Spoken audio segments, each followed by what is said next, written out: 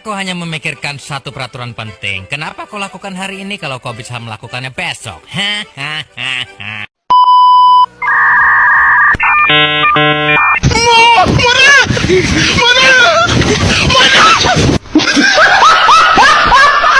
Siapa namamu? Pragos. Pragos?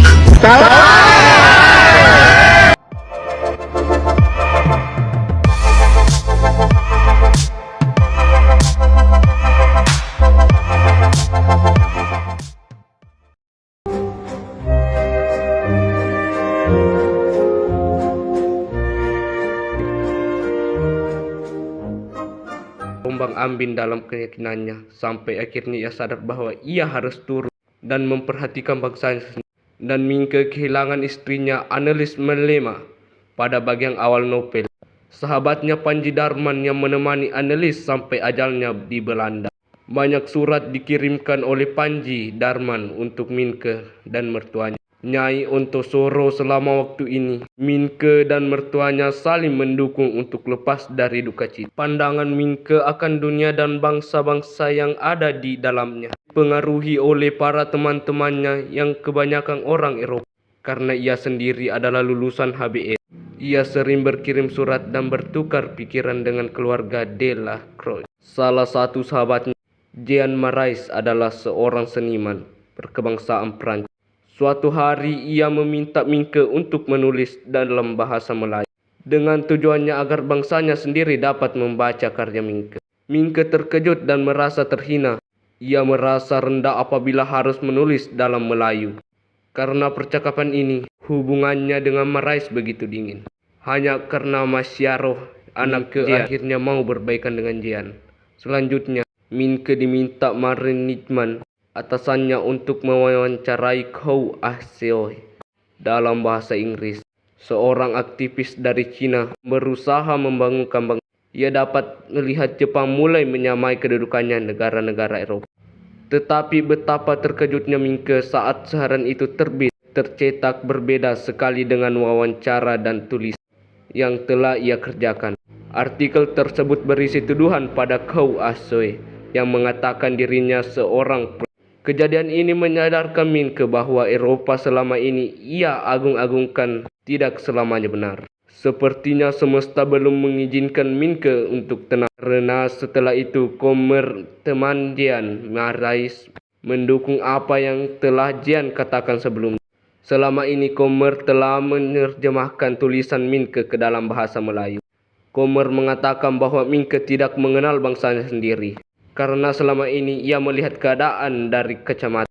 Mingke tidak terima dikatai seperti itu, tapi ia dapat membuktikan sebaliknya juga. Karena masih diselimuti kesedihan, Mingke dan Mama lalu memutuskan untuk berlibur ke Tulangan, Sidoarjo, kampung halaman Mama. Mereka menginap di rumah Sastro Kasir. Mata Mingke menjadi terbuka akan kenyataan bangsanya. Dulu Mama dijual untuk menikahi Tuan Administrator Melema. Kini Surati, anak Sastro Kasir, terpaksa menikahi Tuan Administrator Plekenbeich karena jebakan orang Belanda itu. Untungnya Surati sengaja menularkan cacar dari kampung sebelah, Plekenbeich. Jadilah Plekenbeich meninggal dan Surati yang dulunya jelita kembali ke rumah dengan borok di wajahnya. Kepercayaan Mingke akan Belanda mulai pudar.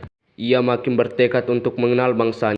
Maka menginaplah ia selama beberapa hari di rumah salah satu petani, Trundongso, tinggal bersama anak dengan istri dan 4 anaknya. Trundongso bercerita kepada mengenai kecurangan-kecurangan pemerintah Belanda yang sering memaksa dan tidak menepati janji. Sedangkan para petani tidak dapat berbuat apa-apa untuk menuntut haknya.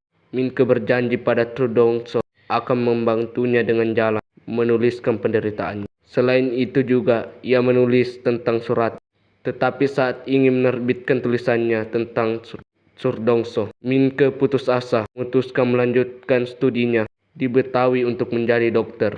Di tengah perjalanan di laut, ia bertemu dengan Terhar yang menceramahinya cara kerja dan tujuan penjajahan Belanda. Mingke hampir berkunjung ke kantor koran lokal di Semarang untuk menulis lagi. Sayangnya ia dijemput polisi untuk kembali ke Nokromo. Mama mempunyai cerita untuk Mingke.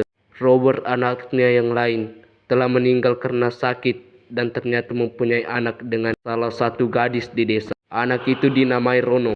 Mama menampung Minem, tapi pada akhirnya Minem pergi dan meninggalkan anak tersebut di Wonokromo. Saat Mingke pulang, Mama harus berhadapan dengan anak resmi administrator Mellema, Insinyur Maurits Mellema, karena perebutan warisan. Novel ini ditutup dengan Maurits Mellema menunda usiran mereka dari rumah. Melewati peristiwa-peristiwa tersebut, bertemu dengan berbagai macam orang dan opininya masing-masing telah mengubah total cara berpikir Mingke. Eropa dulu diagung-agungkan. Eropa tak pernah salah. Eropa bisa maju dengan ilmu pengetahuannya, sedangkan pribumi hanya bisa disuruh. Dengan bantuan sahabatnya, pada akhirnya ia melihat juga belajar. Nyata sikap seseorang tidak ditentukan oleh kebangsaan. Ia sadar sebagai pribumi yang berpelajar, yang menguasai banyak bahasa. Ia merupakan salah satu dari segelintir yang bisa menggerakkan dan memajukan bangsanya sendiri.